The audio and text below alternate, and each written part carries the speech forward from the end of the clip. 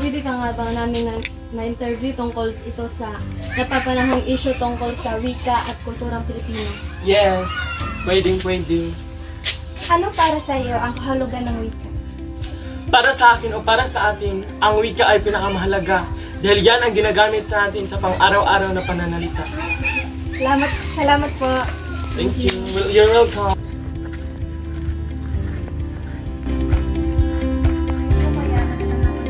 Pwede ka po ba namin ma-interview?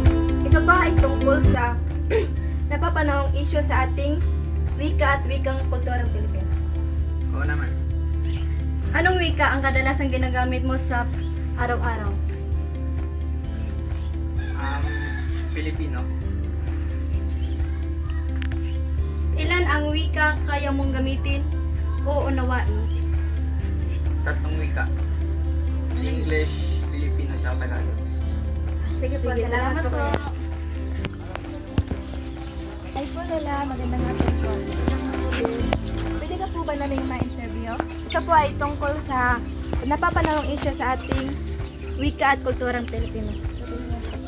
Gaano kahalaga para sa iyo ang wikang Pilipino? Importante na sa ato kay ano yun ang atong bago tayo dumating ng anak, yun talaga ang atong istorya ba kanang wikang Pilipino. Ang lutod magputa na guwang mo na ang atong wika din wikang Pilipino na importante kay na nato isang asa ta. Maliban lang kung pupunta ka ng ibang lugar, masaya ka. Pupunta ka rin doon sa Tagalog ka rin. Diba? Importante po na nila po. Yun man din ang ilang istorya sa litrapan natin. Importante din natin rin sa panahon, sa unang panahon at ngayon. Salamat po. Sige, Inday. Magandang hapon po kaya, pwede ka po ba namin interview? Oo naman. Sa iyong paaralan, ano ang wika ang mas ginagamit ng mga guro? Wikang Filipino ang ginagamit sa guro dahil dito mas maraming mga estudyante ang nakakaintindi sa wika ng Filipino. Magandang hapon po ate. Pwede ka po ba namin maisalit? Okay, sige lang. Okay lang po. Sa anong paraan nakakatulong ang wika sa pagpapalaganap ng ating kultura? Nakatulong ang wika sa pagpalaganap ng ating kultura dahil sa patuloy na pag-aaral, komunikasyon at pagsasaliksik sa istorya ng mga Pilipino.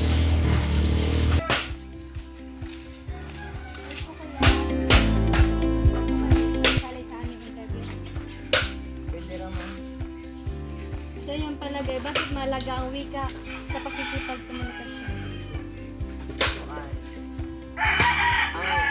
Ang wika yun is very important sa pagkomunikasyon. Ay wa mong word ng wika because mag-komunikasyon ang mura sa dili magka-distinag ang atong mga pagkakapon. Sige po, salamat po. Ano ang epekto ng paggamit ng iba't ibang wika sa loob ng silid-aralan? Makakatulong ito para sa dagdag ng kaalaman at marami kang matututunan. Sige po, salamat.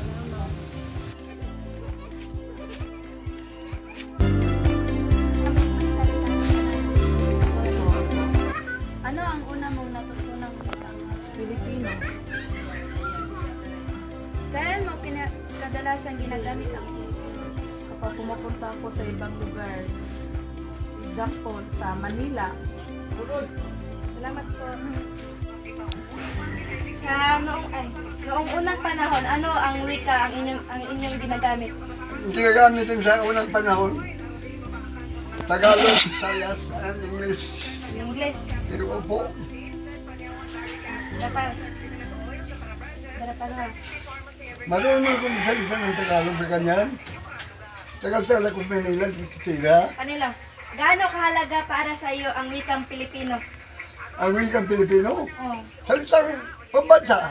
Pambansa ang Pilipino. Kaya mahalaga sa iyo ang wikang Pilipino. Halaga sa akin ang wikang Pilipino. Ako Pilipino naman. Paano naman, anong salita mo? Pilipino. Hindi ka Tagalog. Yan ang importante ang wika. Importante kay tungod kay mo may atong naandan nga magbinisaya.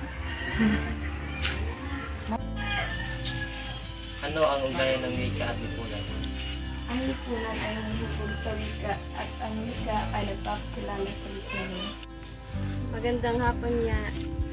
Pwede lang ka namin ma-interview ngayon. Pwede. Ano ang wika? Ang wika gigamit sa komunikasyon. Ay, ito pwede ba? Ito na. Ako. Ano ang epekto ng mass media sa wika? Ang epekto ng mass media sa wika, nagpakilala ng mga salita at mga estilo ng mga pananalita.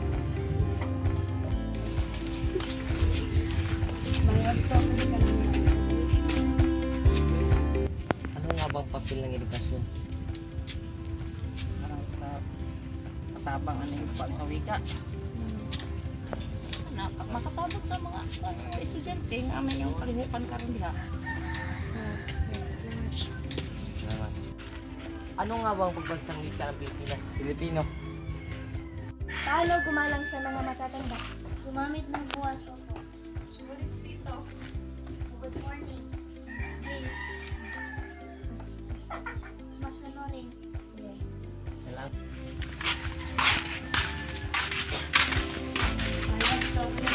Interview.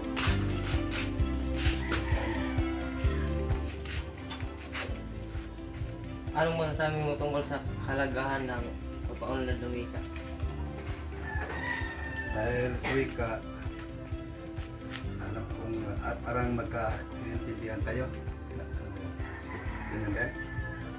Ang malaga sa atin, parang magka-intindihan tayo. Dahil sa wika. Magandang hapon, pwede ka namin ma-interview. Bakit mahalaga ang wika? Pero ito ang tanging paraan na pagkakaglayan ng mga tao. Ano nga ba ang unang wika? Ang unang wika ay ginagamit yung unang mga tao, yung unang namumuno ng ating bayan. Paano naapektuhan ng teknolohiya ang wika? Nagdulot ito ng mabilis na pagbabago at pag-usbong ng bagong salita.